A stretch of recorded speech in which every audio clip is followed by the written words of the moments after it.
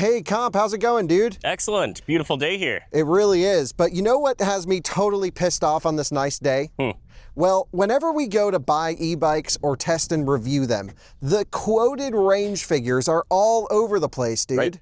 And not any real statistical data on how they're getting those range numbers. Yeah, a lot of times they'll say like this does 100 miles in pedal assist mode. Well, it would do 1,000,000 if you never stop pedaling. Right. It just is so dumb and totally deceiving, and the market is just trash when it comes to I would say making a proper consumer educated buying experience based off of data. The data's all made up. Yes. So we are going to fix that. Just like we did with electric car testing on Out of Spec, we are going to be doing range tests on a bunch of different micromobility devices. So in this video, we're going to be range testing the bottom of the barrel, right? Yep. 3 e-bikes, one from Walmart, one from Temu, one from Amazon, all around 200 bucks. They were the cheapest ones we could find on any of those sites. Yep. So we have the quoted manufacturer figures. We're going to run them from 100 to dead in our new standardized Out of Spec Scootz range test. Yep. Then we'll charge them from 0 to 100, see how long it takes, and look at how much energy is replenished. Yep. I think we're going to find a lot of wrong claims here, dude. It's going to be hilarious. So let's start running bikes and vehicles through our new Out of Spec Scootz range test. In this video, Comp, if you could explain to everyone the range test procedures and the bikes that we'll be running in this video, that'll be great. Yep. But let's run the intro graphic right now and get to the live action. Sweet.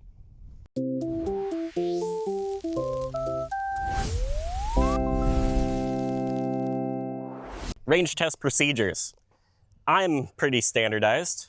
We're at the Out of Spec track. It's pretty standardized. Yeah, who else is doing micromobility testing on a legit proving grounds? On a real racetrack. It's a wonderful privilege to have. Yeah, we're lucky to be here. Going to go through, and since they only mostly go around 20 miles per hour, the test procedure is going to be flat out the whole time. So charging full, flat out, accessories on, and not meeping the horn the whole time, but just see how long it goes. We're going to measure mileage, and then on the recharge, we're going to see how much voltage goes back into it. This unit has 576 watt hours, Yeah. 48 volts, 12 amp hour high capacity lithium battery. Yeah, so it's 12 amp hour at 48 volt. Yep. But what I'm curious to see is like, is that usable or gross capacity? Right. Obviously there's losses when we're charging it back up, but it'll be an interesting way to judge cost or other things to know like what is the worst case scenario, 100 to 0 flat out. And then what's the recharge time and capacity look like in terms of how much does it actually cost to ride for that much distance? Right. And I think we're going to find some huge discrepancies here. Now we should just really, this is the first range test we're doing, but we should try to make it as standardized across the units as possible. Of course, for this video, running the Walmart cheap e-bike, the Amazon, and the Temu, we're going to be running the same procedures. Yep. But when we get some really fast units out there, we need to decide, do we do a range test at 20 miles an hour? Or do we do a range test at what we believe would be the top riding speed of that type of unit? Right. So I guess we need the commenters to let us know. Because I personally like whatever the bike can handle and trying to do real world experiences. Yeah, I mean, there is a benefit to doing repeatable testing like we do with vehicles, but these are so varied in their actual use case. Right. It may actually make sense to run different drive cycles on them. And that's where we need to see what the viewers want to see. So what are the bikes we're running through in this test? We're going to basically put all 3 in this video, but you're going to start with this right here. Start with the Walmart one. It's listed online as the BroPath A6, 14-inch wheels, 576 watt-hour motor, or watt-hour battery, 500 watt motor rated at peak. It's got pedal assist. This unit actually, when you start pedaling, it just goes full pedal assist. So once it's actually getting moving, the pedal, you can't even pedal that fast. Because the gear ratio is so short that your legs can't spin fast enough to meet this thing at 20 miles an hour. Yep, exactly. So I think with these, you're just going to basically turn them on, hit it at wide open. Yep. and stay on it till it dies. Hopefully it shouldn't take a few hours. I mean, hopefully it does. It'd be great to see some real range out of these things. Yep. Now, tell us about what we're going to be looking at in terms of battery indication. Right now, the bike is sitting at full 100% charge. It just came off the charger, and it was in a nice temperature-controlled room, of course. And Kyle pedaled his butt over here. Yeah, I did not turn it on. I actually just wheeled it over here. So let's turn it on. And you can see we have 4 LED lights right here. I don't know if the viewers can actually see it, but that's the only state of charge indication that we have. Just 4 LEDs, and it's got a little graphic of full battery, low battery. We'll take a look at it at the next bike, but some of them have a more advanced battery display. Yeah. This one's pretty rudimentary. So this is Walmart's cheapest e-bike, going on a range test, flat out. Yep. The battery's actually located back here, which is really interesting. Never seen anything like this before, in sort of a plastic enclosure. I think it'd be fun at the end of this comparison series to tear these things down and see what the safety of the battery looks like. Yep, and the connections, see if they're actually spot welded well. And on one of the other ones, I could see up into a compartment, and there's just wires all over in there. So that'll be, I'm really excited for the teardown. Yeah, this is bottom of the barrel e-bike testing right here. So comp tire pressures and wind and weather would be the only 3 variables out there. What are we doing to try to combat some of those things? Well, gonna run around 50 PSI, just nice standard for bicycles. It gets you a bit of a stiff wheel, and these little ones definitely need that. We're gonna be on road, so don't need much extra squish to it. The track has several different cardinal directions. We're not traveling in one set way. So since the track is standardized, I think that wind will be averaged out. I totally agree. And what's nice is we do have a long straightaway, a half a mile straightaway, which is similar to like a bike path, but then we also have a ton of corners because it's legit a racetrack. Yes. And when you're riding a bike on a bike path, you have to go around corners. There's also a little bit of elevation here, but overall your elevation net gain and loss will be 0 because of course you're going to be coming across the start finish. And then you're going to be logging your distance using your Apple Watch so we can see how far you go. And dude, I can't wait to see how far it goes. So this is the BroPath A6. Let's get into the bike and what we're gonna do. BroPath A6, $200. What is Amazon, or this is Walmart, what does Walmart actually say in terms of range that this thing should have? Says it's almost contradicting itself on the listing. It says 20 plus on the listing in one area, and that says 20 plus with pedal assist mode. Who knows what that even means? But then in another area, it says 20 plus in full electric mode. So just like all these listings out there, who knows what they actually mean? Right, and our goal on this channel is no pedal assist because the human can make it go as far as they have energy for. Stop and get some smoothies, you can go farther. And that's just not how we want to do testing. We want to test the full electric systems here. As far as e-bikes go, years ago, there's one German standardization that tried its best to create something for manufacturers, but that involves indoor conditions on a test stand. And that gives you good data for the big manufacturers, but something like this just doesn't have that backing, that standardization to it. So we're gonna test that claim of 20 miles. Yeah, let's do it. So you'll load up, you're basically gonna do 0 pedal assist, wide open throttle, and then lastly, you're gonna be our range test guy. Obviously, if I got on this bike, it would go less far. How much do you weigh? How tall are you?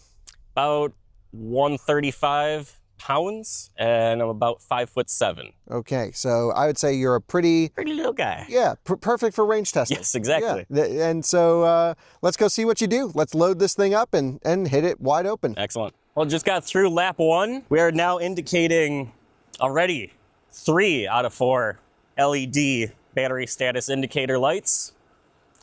It made it around the track with an average about 19.5 miles per hour. Lap number 4, we're now down to 2 out of 4, 6th lap. Most of that lap, it hovered between 2 and 1, and now we're down to 1 LED. We're at 50 minutes, 50 minutes, 15.6 miles completed. 8th lap, done. It's starting to feel a little sluggish, but still cruising along decently. I don't know if it's visible, but currently on the 9th lap, and that bottom LED status indicator is now flashing.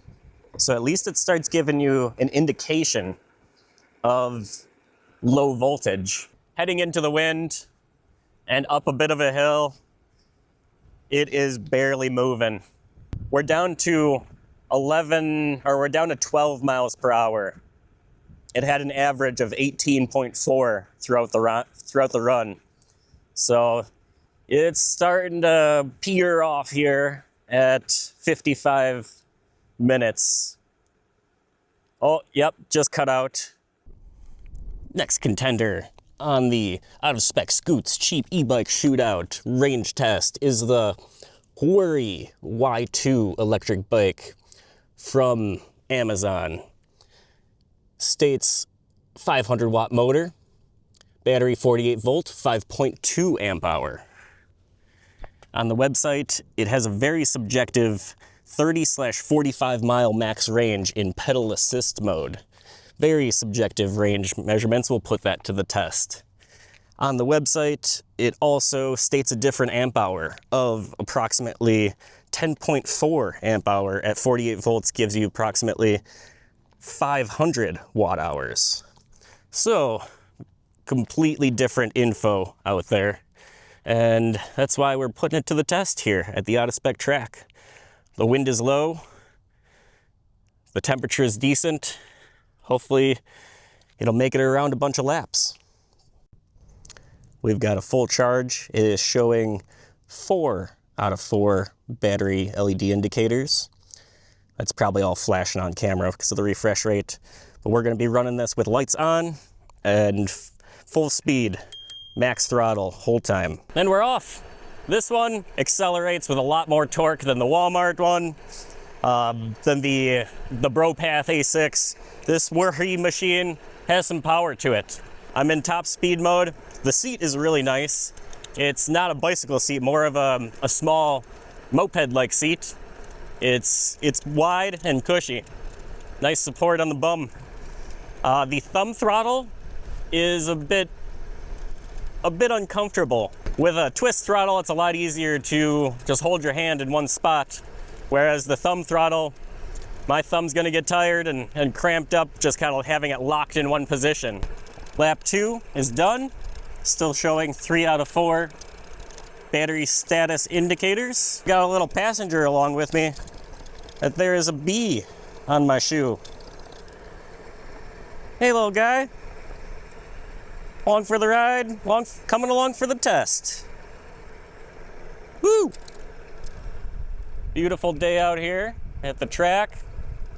4th lap is in the books. We're slowing down a little bit. We're at 2 bars of indicated battery status, 2 out of 4. Lap 5, 1 out of 4 battery level indicator marks. Hey Spark! Pretty great, 5 laps in, 10.14 miles. I think I'm gonna call him, what's that Volkswagen bus thing? Electric bus, ID Buzz? I think we'll call him ID. Lap 7 is done. ID, my B, he's gone. He flew off. I didn't see him leave. Sad day. He had a nice ride, but he was along for about 10 miles. He covered some distance around the track today. About halfway through lap 8, seriously limited power. It is now down to 10 miles per hour. It's down to 9, 8, barely moving along. If you were out on a ride, you'd be thinking, well, I'm gonna have to pedal. Crawling along 5, 4, almost to a dead stop. 2 miles per hour, just slow snail's pace crawling. This is some serious speed. Ooh, getting very difficult to balance, so I think I'm gonna call it there. I would say that that battery is drained. The final contender in the range test of the cheap $200 e-bike shootout is the Temu option. The model came with just T1 on the manual. Here on the sticker we've got XN-4810.4C. Decent stats at 500 watt hour motor, 48 volt, Great cable routing. A bit of center suspension. The only model that came with some center suspension. Folding pedals for that added extra few inches of space saving. Dual disc brakes, dual seat. Little cool thing that this model came with was little footrests for the rear seat. Dual lights, headlight and tail light. Came with a basket and a lock. A lock with a mount to it, as well as phone charging. Let's see how it does around the track. Very basic display with not great lighting, backlighting to it. We're gonna be running this at full speed, number 3. Horn works. The only e-bike so far on this challenge to consistently hold its 4 bars, its full charge of battery indication on the first lap. Almost done with our 5th lap. That 4th bar has been coming and going in a flashing sort of fashion. Very voltage dependent. So there the 4th bar is kind of coming back because we're going downhill into the tight turn here. And then as soon as it's uphill, it disappears. We're on to lap number 8. This thing is being quite impressive. Getting down there, slowing down a little bit, but still cruising along. I thought I'd be done before dark. Get a good view of what the lights look like. Headlight lighting the way. Completely dark, showing 1 bar, still cruising along at about 15 miles an hour. Well, just after that last check-in, it completely died. It cut out, headlight cut out. Let's try to turn it off. Turn it back on. Absolutely nothing. It is dead.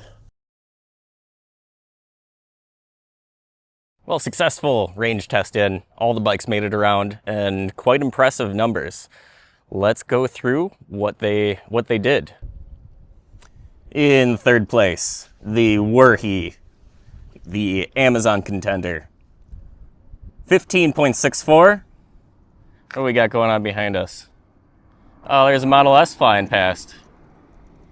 The only one so far with a defect, something that's not working, is the front headlight.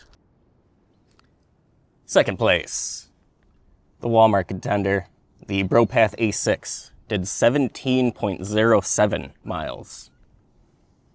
Still working well. And coming in 1st place, the Temu contender, the Squirrel T1, most accessorized, cheapest, came in at 21.75 miles. Did the best accessories. It's my pick so far. I'm loving this thing.